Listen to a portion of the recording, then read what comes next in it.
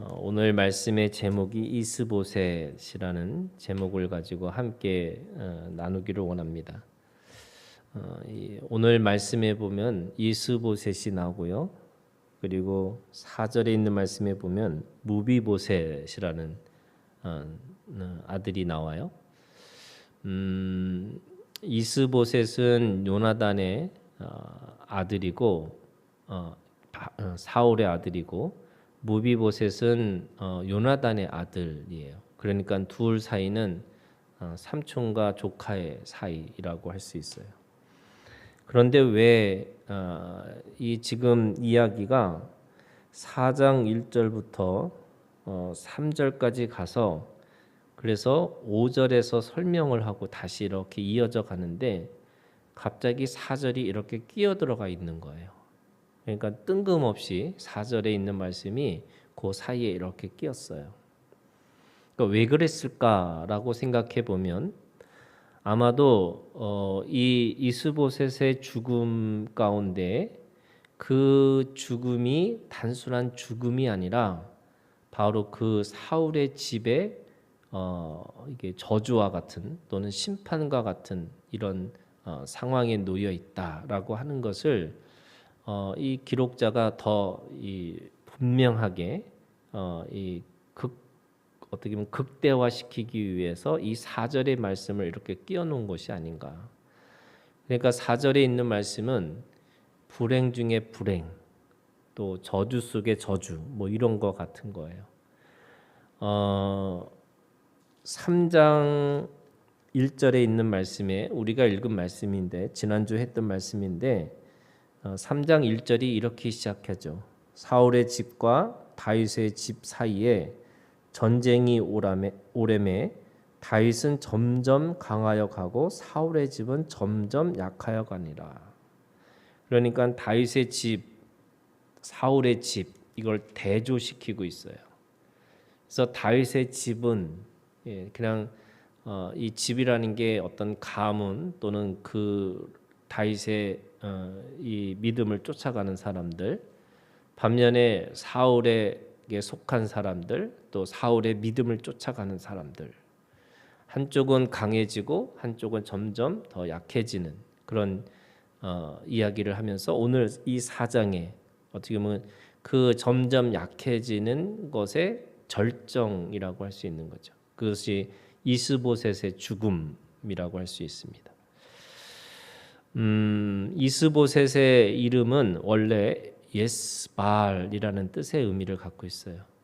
이 무비보셋도 보셋이라는 게 원래 바알이라는 뜻의 의미를 갖고 있어요. 이 무리바알 이런 뜻이 있어요. 그러니까 원래 바알이라는 말은 우리가 보통 이 바알신이라고 하잖아요. 근데 이 바알신의 이 땅을 주관하는 신의 이름을 그대로 쓴 건데 이 대문자 로드 주인이라는 뜻이에요. 그러니까 이 주인이는 건데 원래 예스바알이라는 말은 그 사랑받는 사람 또는 주인에게 인정받는 사람 이런 뜻의 의미를 갖고 있죠. 그런데 이 바알의 신이 이 여호와의 신앙과 이 대척점에 있으니까 왜냐하면 하늘의 하나님이고 이 땅의 하나님이라는 뜻의 바알의 신이거든요. 그러니까 하늘의 신과 대척점에 있는 그 땅의 신의 이름 바알을 성경적으로 그것을 다시 바꿔버린 거예요. 근데 이 사랑받는 이 사람이라는 뜻의 예스바알이 이 이스보셋이라고 하는 이름으로 바꿔 보니까 그냥 어떻게 보면은 수치를 없애는 사람 또는 그 수치스러운 사람 뭐 이렇게 돼 버렸어요. 그러니까 그냥 그 자체의 삶이 수치스러운 삶으로 끝났다라고 하는 의미의 이름으로 바꿔버린 거죠.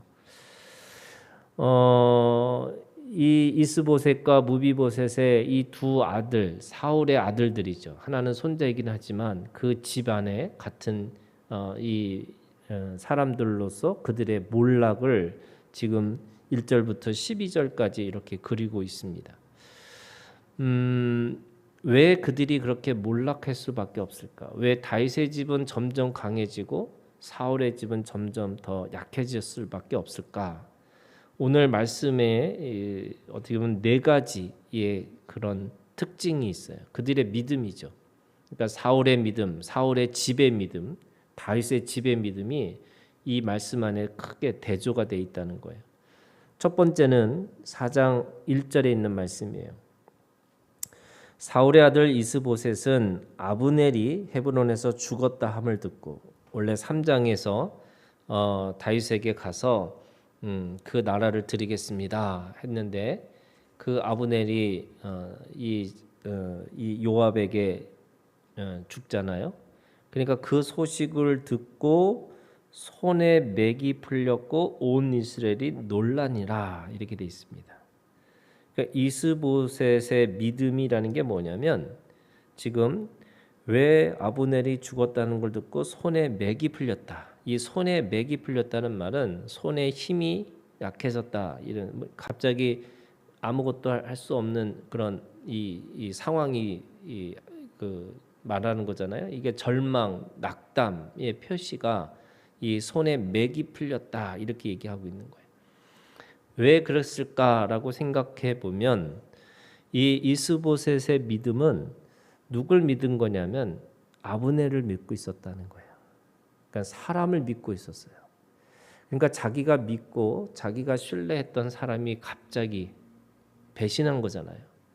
거기 배신뿐만 아니라 그가 갑자기 죽었어요. 그러니까 그 죽음 앞에서 아무것도 할 수 없는, 그러니까 낙담하고 절망했다라고 하는 말이에요. 그는 사람을 믿고 그 나라를 움직이고 있는 거죠. 이게 우리가 그런 거예요. 사람들이 왜 절망하고 낙담할까라고 생각해 보면, 대부분이 상황과 사건과 관계 안에서 대부분이 무엇인가 믿고 있을 때, 그 믿음의 거리가 갑자기 없어졌을 때 사람들이 그 안에서 절망하고 낙담하는 거죠. 이 이스보셋은 철저하게 아브넬에 붙어서 살았던 사람이에요. 우리가 3장에서 우리가 이미 알았던 것처럼 자기의 그러니까 아버지의 여자를 마음대로 하는 그 아브넬에 대해서 뭔가 그것에 대해서 문제 제기를 하니까, 그것에 대해서 아브넬이 화를 내니까 아무 소리 못했더라, 이런 거잖아요. 그러니까 그를 무서워할 뿐만 아니라 그를 의지했기 때문에 그가 절망하고 낙담할 수밖에 없었다. 우리가 가지고 있는 믿음이라는 게 뭐냐면요, 믿음이라는 건 이런 거예요. 세 가지예요. 영원한 말씀이죠. 변개치 않는 약속의 말씀을 우리가 믿고 사는 거예요. 또 영원한 하나님의 나라를 추구하고 살아가는 거죠. 이 생에서의 우리가 가지고 있는 그때마다 즐겁고, 또 어떤 때는 실패하고, 어떤 때는 안 되고, 어떤 때는 잘 되고, 이 과정 속에서 우리가 가지고 있는 마지막에 추구할 것이 뭐냐면 하나님의 나라라는 거예요. 그리고 어제나 오늘이나 영원토록 동일하신 예수 그리스도. 그러니까 우리가 가지고 있는 이 눈이 어느 곳에 있느냐에 따라서 낙담하고 절망하는 것이, 자신이 가지고 있는 절망과 이 낙담이라는 것이 자기가 보는 것에 따라서 이게 관련돼 있다는 거예요. 우리가 영원한 하나님의 나라, 영원한 말씀, 변개치 않는 말씀, 어제나 오늘나 영원토록, 그리고 회전하는 그림조차 없으신 예수 그리스도를 보고 있으면, 내가 그것을 보고 있을 때마다 상황이 어떤 상황이 온다 할지라도 그 안에서 우리가 믿고 나가는 거죠. 그게 소망이죠. 소망이라는 게 뭐냐면 로마서에 있는 말씀이에요. 아무것도 없는 것 속에서 그것이 믿어지는 게 소망이라고 얘기하는 거예요. 만약에 뭔가 조금이라도 내가 그거에 대해서 뭐 0.001이라도 뭔가 내가 가지고 있는 기대가 있다, 그거를 우리는 소망이라고 말하지 않는다는 거예요. 정말로 아무것도 없을 때, 그때 우리가 가지고 있는 믿음이라는 게 소망이라는 건데, 그 소망은 이 세상에서 있는 것이 아니라 영원한 하나님의 나라 가운데 있다. 이걸 말씀하고 있는 거죠. 두 번째는요. 4절에 있는 말씀이에요. 그러니까 물론 이 이스보셋의 이 상황만 아니라 사울의 집의 믿음이라는 게 뭐냐? 너무나 그 뭐랄까요? 이 개인의 가지고 있는 이 저주와 같은 또는 불행의 사건이 이 무비보셋이 사울과 요나단이 죽은 소식이 이스라엘에서 올 때 그의 나이가 5살이었는데 그 유모가 안고 도망갈 때 급히 도망가다가 아이가 떨어져 절개되었더라. 이렇게 됩니다. 이 무비보셋이라고 하는 이 사람이 나중에 은혜의 어떤 상징적인 사람이 돼요.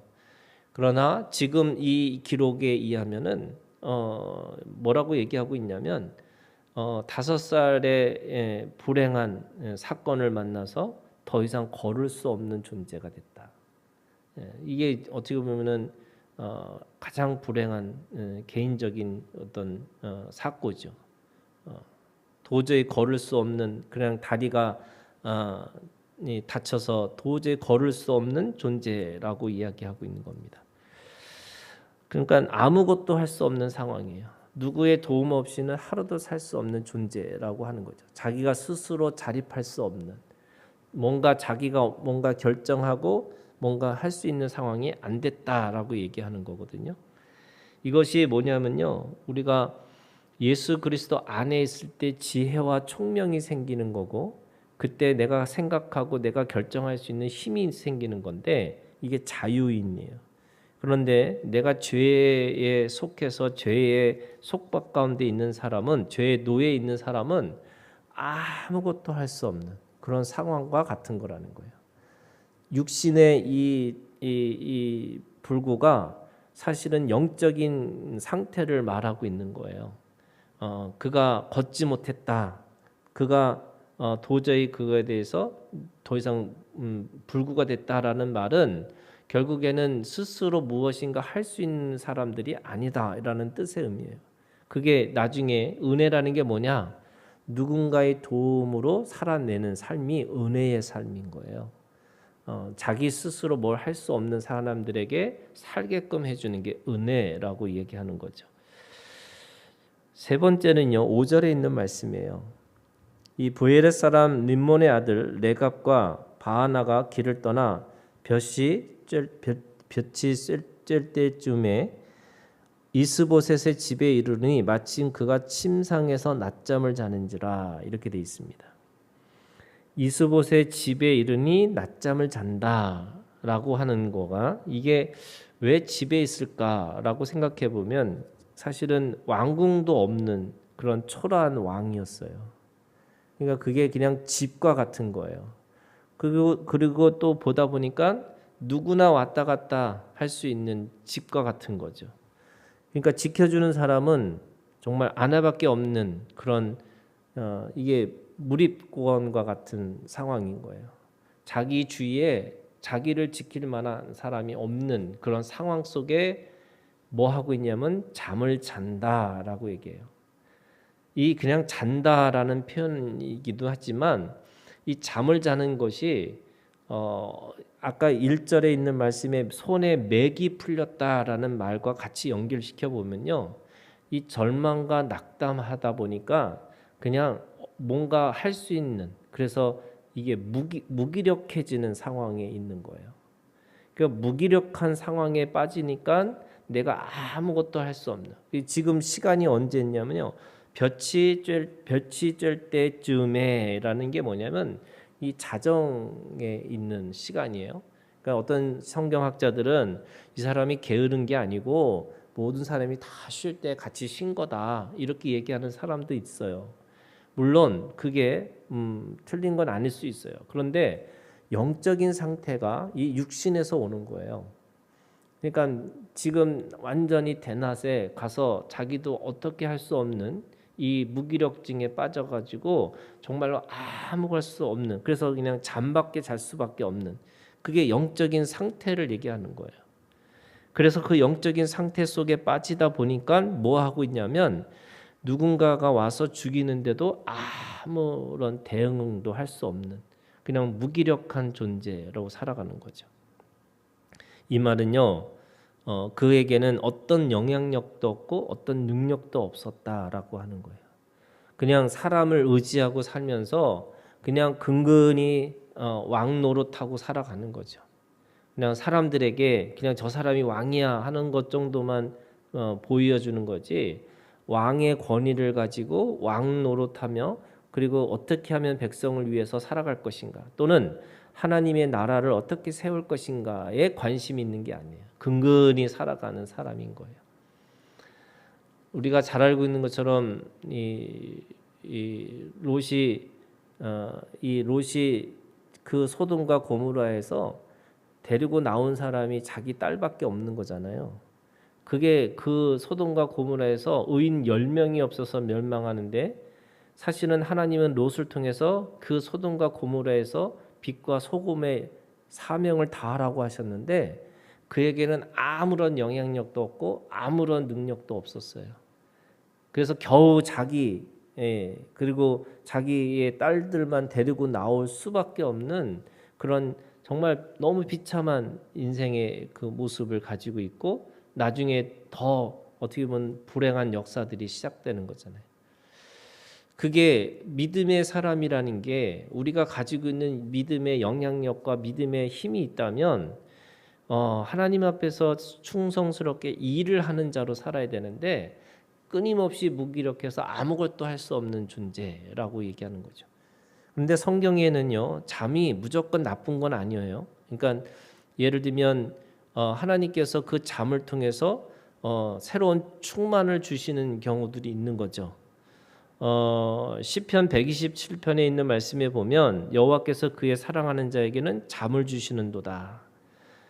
그거를 다르게 표현하면 이런 거예요. 자는 동안에도 하나님이 복을 내리신다. 이런 거예요. 내가 자는 순간에도 내가 편안하게 자는, 하나님이 주시는 참된 잠은 그 안에서 주시는 복이 있다라고 얘기하고 있는 거고요. 그런 의미에서 이 잠이라는 게 단순하게 나쁜 거다 그런 게 아니죠. 게으름의 상징이 아니라 하나님이 주시는 복의 상징일 수도 있다는 거예요. 그러니까 잠자는 게 좋은 거냐 나쁜 거냐 그게 아니고 그 어떤 순간에 자야 되는지를 말씀하는 거죠. 제자들에게도 왜 깨어있지 못하느냐, 기도할 시간에 이렇게 책망하시는 것도 있는 거고요. 또 우리가 잘 알고 있는 것처럼 잠언 6장 9절에 있는 말씀에 게으른 자여 네가 어느 때까지 누워 있겠느냐, 깨어 있으라는 거죠. 언제 잠을 깨서 일어나라 이렇게 말씀하시는 것도 있는 거고. 그러니까 잠이라는 게 좋은 거냐 나쁜 거냐가 아니라 어느 순간 어떤 상황에서 하나님 앞에서 내가 잠을 자느냐, 이게 저는 이제 상향적인 잠이고 하향적인 잠이 있는 거예요. 예수님이 주무셨던 잠은 상향적인 잠, 그리고 감옥에서 베드로가 잤던 잠은 상향적인 잠이었어요. 하나님이 주신 평안과 기쁨으로 자는데, 요나의 잠은 다시스로 가는, 그래서 숨어서 하나님 앞에서 게으른 자의 모습으로 잠을 자고 있는 요나의 잠이 있는 거죠. 그런 것처럼 이 상향적인 잠과 하향적인 잠, 내가 어느 곳에서 깨어서 하나님의 일들을 감당할 수 있을까, 이런 겁니다.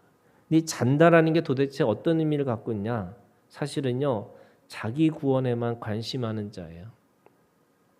자기의 평안과 자기의 안전, 자기의 가지고 있는 이 편안한 것을 추구하는 것에 대한 이야기를 하고 있어요.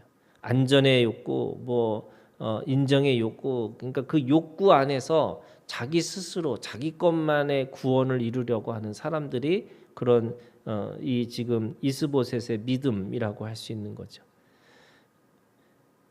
네 번째는요, 6절에 있는 말씀이에요.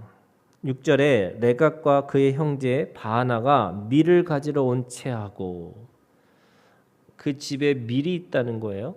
이게 무슨 말일까? 자기 욕망에 충성스러운 사람이었어요. 그러니까 그 집에, 자기 집에 자기가 가서, 그러니까 누구도 하는 게 아니라 지금 이 사람들이 죽이려고 하는 이 모략을 짜면서 뭐라 그러냐면, 우리가 그 집에 가서 밀을 가지러 가는 거다 이렇게 얘기를 했다는 거잖아요. 그러니까 그 집이 그렇게 밀을 쌓아놓고 사는 사람이에요. 그러니까 지금 이 이스보셋은 자기 안전과 자기가 가지고 있는 먹고 마시는 거에 관심이 있는 그 사람이라고 할 수 있는 거예요. 그래서 자기 욕망에 충성스러운 사람, 그 물질에 관심이 있는 사람, 이렇게 비춰지는 거죠. 그런데 오늘 이 말씀 안에는 거꾸로 다윗의 믿음이 있어요. 이 다윗의 믿음이라는 게 지금 이 배신자, 어떻게 보면은 레갑과 바하나가 이 이스보셋을 죽이고 그 목을 베어 가지고 누구한테 달려가냐면 다윗에게 달려가요. 8절에 있는 말씀에 보면 그 다윗이 좋아하는 말만 골라서 얘기합니다. 자, 첫 번째가 뭐냐면 헤브론에 이르러 다윗 왕에게 이스보셋의 머리를 드리며 이렇게 돼 있어요. 이 이스보셋의 머리라는 게 뭐냐면 당신의 원수를 죽였습니다. 이런 거잖아요. 그러니까 지금 이 나라가 두 쪽이 나 있었잖아요. 이 초기에 남유다와 북이스라엘로 나눠진 것처럼 이 다윗은 기껏해야 그 헤브론에서 자기의 왕을 가지고 있는 거고 더 큰 세력을 가지고 있었던 게 사실은 이스보셋이에요. 그리고 늘 어떻게 보면은 그 몇 년 동안 같이 그 안에서 전쟁도 하고 싸웠다고 이야기하는 거예요. 그런데 원수 같은 또는 자신의 마지막 정적이죠. 사울이 그 다윗을 자기 정적을 죽이기 위해서 끊임없이 쫓아다녔던 것처럼 다윗에게서의 정적은 지금 정적은 이스보셋이에요. 근데 그 머리를 갖고 왔다 이렇게 얘기합니다. 두 번째는 아라데 왕의 생명을 해하려 하던 원수 사울의 아들 이렇게 돼 있어요. 왕의 생명을 해한다. 당신이 이제는 편안하게 발 뻗고 잘 수 있는 사람이 됐습니다. 이렇게 소식을 전한 거예요. 그리고 원수 사울의 아들 이렇게 돼 있어요. 그러니까 당신이 지금 원수라고 생각하는 그 사람. 그러면서 한마디 더 해요. 뭐라고 얘기하냐면 여호와께서 오늘 우리 주 되신 왕의 원수를 사울과 그의 자손에게 갚으셨나이다. 이 신앙을 들먹인 거예요. 뭐냐면 하나님이 그렇게 하셨다고. 그러니까 드디어 이 하나님께서 당신을 진정한 왕으로 세우시기 위해서 이 일을 하신 거라고 이렇게 얘기하는 거죠. 어느 하나 다윗이 기뻐하지 않을 일들이 없는 거예요. 그런데요, 지금 다윗은 거꾸로 반응해요. 기뻐하고 즐거워하는 게 아니라 오히려 그것에 대해서 그들에게 아주 분명하게 죄를 묻습니다. 그게 이 지금 다윗의 믿음이에요. 첫 번째 다윗의 믿음이 뭐라고 그러냐면 이렇게 돼 있어요. 11절에 하물며 악인이 의인을 그의 집에 침상에서 죽인 것이겠느냐? 그런즉 내가 악인의 피 흘린 죄를 너에게 갚아서 너희를 이 땅에서 없이 하지 아니하겠냐 하고 이렇게 얘기합니다. 죄송합니다. 9절에 있는 말씀이에요. 9절 다윗이 브엘의 사람 림몬의 아들 레갑과 그의 형제 바하나에게 대답하여 그들에게 이르되 내 생명을 여러 환난 가운데서 건지신 여호와께서 살아계심을 두고 맹세하노니 라고 얘기해요. 지금 여호와께서 살아계심을 두고 맹세한다. 이게 지금 다윗의 믿음인데 다윗의 믿음이라는 게 뭐냐면요. 다윗은 약속의 사람이었어요. 하나님 앞에 약속하고 살았어요. 그리고 그 약속은 두 사람한테 약속했어요. 정확하게 하면 사울과도 약속했고요. 그 요나단과도 약속을 했어요. 사울의 약속은 뭐냐면 이런 거예요. 하나님이 기름 부으심을 받은 왕을 치기를 원치 않는다. 이게 어떻게 보면은 사울이 듣든 말든 자신에게 스스로 맹세한 거예요. 내가 기름 부으심을 받은 사람을 치지 않을 것이다. 그게 그 다윗의 믿음이었어요. 두 번째는 요나단과의 약속이 있었잖아요. 이 사무엘상 20장에 보면은 사울과 약속합니다. 요나단과 약속합니다. 그 요나단에게 자기의 후손을 지켜달라고 약속하는 데가 그걸 약속 지키겠다고. 그래서 요나단도 약속 지키고 그리고 이 다윗도 약속을 지키는 사람. 그래서 지금 살아계신 하나님을 두고 맹세하고 있다. 이 맹세, 약속의 사람인 거예요. 그래서 여러분 우리가 가지고 있는 믿음 중에 하나가 약속을 성실하게 지키는 사람. 이게 믿음의 사람이라는 거죠. 두 번째는 11절에 우리가 읽은 11절에 있는 말씀이에요. 하물며 악인이 의인을 그의 집에서 침상에서 죽이겠느냐 이렇게 얘기해요. 여러분 이스보셋은 의인이 아니에요. 그런데 다윗은 그를 두고 뭐라고 부르냐면 의인이라고 불러요. 저는 이게 진짜 의인이 아니고 의인으로 여겨준 거예요. 그를 그냥 그렇게 의인이라고 불러준 거예요. 왜요? 그게 이 다윗의 믿음이에요. 원수를 그래서 악을 악으로 갚아주지 않고 그 악을 선으로 갚아주는 거예요. 그가 내 대적자고 또 나와 원수 같은 존재할지라도 하나님 앞에서 그 죽음을 그래서 그의 권위를 인정해주고 그를 의인이라고 불러주는 거예요. 그래서 그 의인의 죽음을 슬퍼하는 거죠. 그 의인의 죽음을 어떻게 보면 함께 울어주는 거예요. 이게 다윗의 믿음이에요. 그러니까 다윗은 사적인 보복을 하기를 원하지 않은 거예요. 하나님 안에서 이게 공적인 것인지 이게 가장 정의로운 건지 그래서 그 공의와 정의를 지키기 위해서 스스로 누군가의 사사로운 이 보복을 하지 않겠다 이렇게 얘기하는 거예요. 왜 우리가 이 다윗의 왕국이 나중에 하나님 나라의 상징이 됐냐면요.